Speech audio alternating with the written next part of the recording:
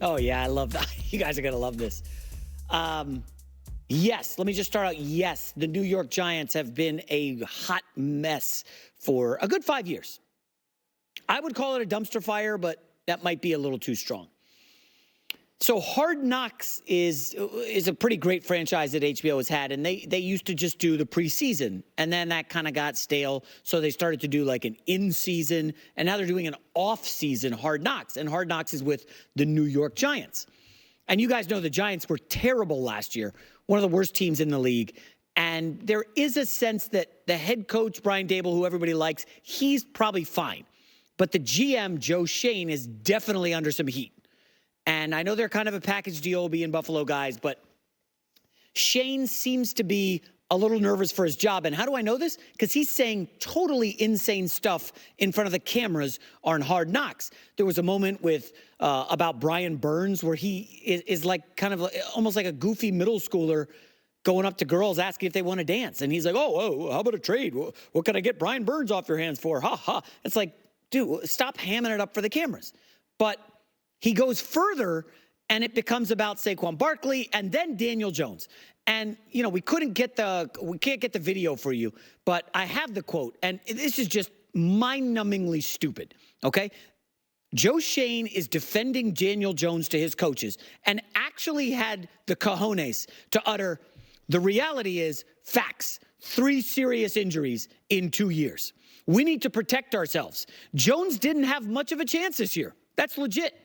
4 guys, the core guys that were going to play together, played less than 60 snaps together. He's talking about the offensive line. Miami, we got effing 3 practice squad guys playing for us. Like nobody could, bad word, you could have a Patrick Mahomes and he couldn't win behind that. I'm not giving up on Daniel Jones. And listen, yes, there is some facts there. They had offensive line injuries. Whoop-de-damn-do. Who doesn't? Welcome to the NFL, Joe Schoen. Is this your first run? Like, everybody has offensive line injuries. You gonna cry about it? And that's the reason Daniel Jones isn't great? And Patrick Mahomes couldn't win behind them? Because Patrick Mahomes struggled without his tackles in the Super Bowl against a historically great Tampa pass rush? Like, this is embarrassing. I mean, I just want to remind people. I had to look this up. This is almost, you can't believe this stuff. So Daniel Jones has played in 60 games. He has 46 fumbles. 46 in 60 games.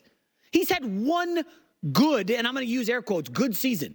That was 2 years ago when they went to the playoffs, beat the Vikings. They were 9-6-1. You know Daniel Jones threw 15 touchdown passes that season? That's his good season. Why can't you just admit that he's not the guy?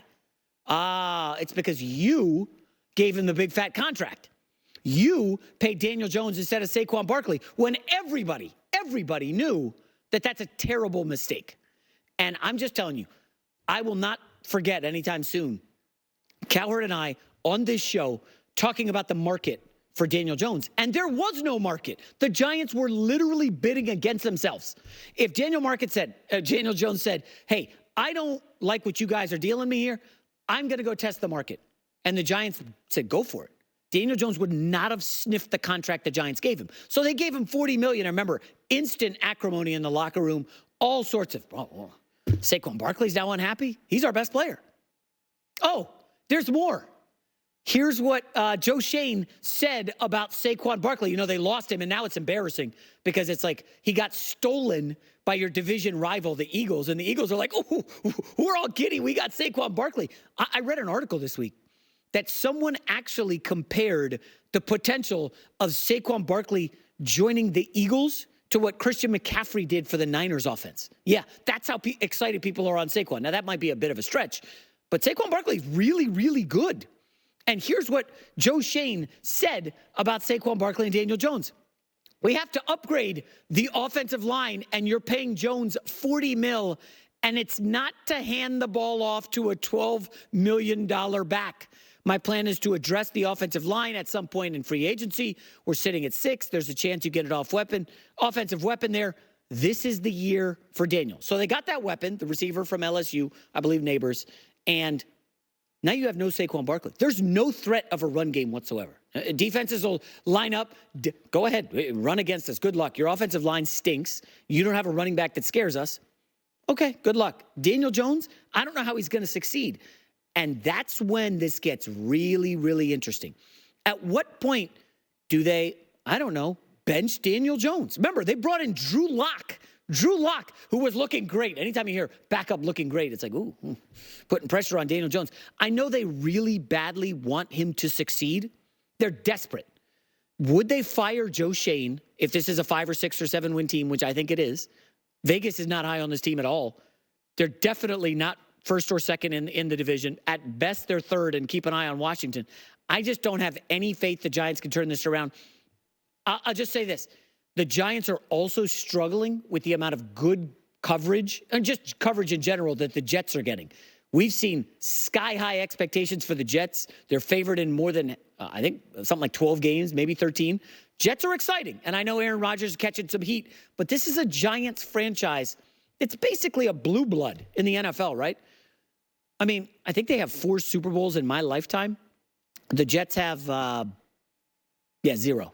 0 appearances in the Super Bowl. And I've got a fun stat for you. I'm just going to throw this chum out in the water for Giants fans. I had the staff call up. Last 5 years, Jets versus Giants. This is the dregs of the league, folks. It's bad. It's bleak. At least we can say we didn't pay Zach Wilson. We drafted him, but we didn't pay him. You guys paid Daniel Jones. This year, obviously, the Jets climb out of this, but I don't think there's any hope on the horizon for the Giants. Now you got to, if you're the Giants, you almost want to be like a 3 or 4 win team so you can have your pick of the litter at quarterback, because they're going to need one. Daniel Jones ain't the guy. Sorry about your luck, Joe Shane. Let's go to Alex Curry with the news. No. Turn on the news. This is the Herdline News. I'm sorry, J-Mac. That stat board right there was just brutal. It's tough times for New York. At least Aaron Judge is having a monster season. Yeah, and you got some positives. The Knicks. Some positives. Yeah. Yes, there you go. Okay, well, let's start in the NBA, because Klay Thompson is done in Golden State after 13 seasons and 4 NBA titles. But the writing was on the wall all last season about his time there coming to an end. He was reportedly miserable in his final season, with everything from his declining role on the team to how contract negotiations went. He also reportedly felt disrespected after the team did not offer him a contract extension after their 2022 title run. Now, this is tough because you can understand both sides of this argument and how both are feeling. Like Klay's side, he gave so much to this team. 4 titles. He battled back from 2 major injuries, missing 2 full seasons with his ACL and his torn Achilles in 2020. But at the end of the day, this is a business. And the team is a business. And Klay wasn't putting up those same numbers of the Klay of the past before both of those major injuries. And they weren't willing to give him a thank you for what you did for act. Alex, it's tough for me. A guy makes $43 million last season, and he's miserable. Okay. Oh, I was like, you're like, Klay. I thought you were going to go the other way. You don't understand why they didn't give him more money. Well, listen, it's a tough spot, and I just don't want to hear that you're miserable making $43 million. 90% of America will never see that. Maybe 95. I don't know. Let's settle down with it. It was not a fun year in the locker room. Say that. But he got benched, right? He got benched at one point. He was pouting on the sideline. Yeah, they weren't great. They did end on a 27-12 heater at the end of the season or something. The thing is dynasties come to an end. And we just are slowly seeing, we slowly saw after their 2022 title, kind of the breakdown of the most recent dynasty that we have seen in the NBA. And this happens.